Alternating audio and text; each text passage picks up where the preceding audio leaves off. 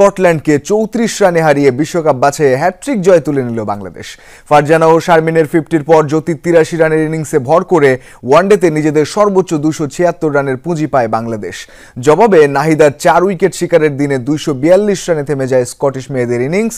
বৃহস্পতিবার উইন্ডিজকে হারালেই বিশ্বকাপের টিকিট পাবে জ্যোতিরা। লাহোরে টস জিতে আগে ব্যাটিং নেয়া বাংলাদেশের ওপেনিং জুটি ভাঙে ৩৫ রানে।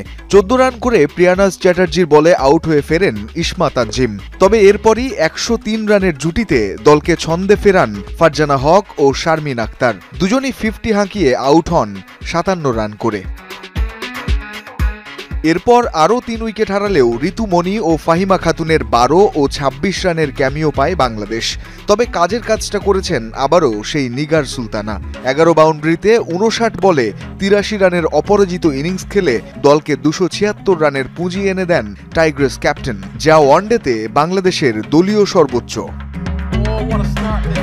জবাব দিতে নেমে ৩১ রানেই ৩ উইকেট হারিয়ে বিপাকে পড়ে স্কটল্যান্ড। টপ অর্ডার ধসিয়ে দেন নাহিদা আর মারুফা। গলার কাঁটা হওয়া সারা ব্রাইসকে কট অ্যান্ড বোল্ডে ফেরত পাঠান জান্নাতুল ফেরদৌস। দাঁড়াতে পারেননি পরের ৩ ব্যাটারও। ১০০ রান পেরোনোর আগেই ৫ উইকেট আর ১১০-এই ৭ উইকেট হারিয়ে পরাজয়ের খুব কাছে পৌঁছে যায় স্কটিশ মেয়েরা। তবে সেখান থেকে ১১৫ রানের জুটি গড়ে বাংলাদেশকে চোখ রাঙানি দেন প্রিয়ানাজ ও রাচেল। দুজনই হাঁকান 50।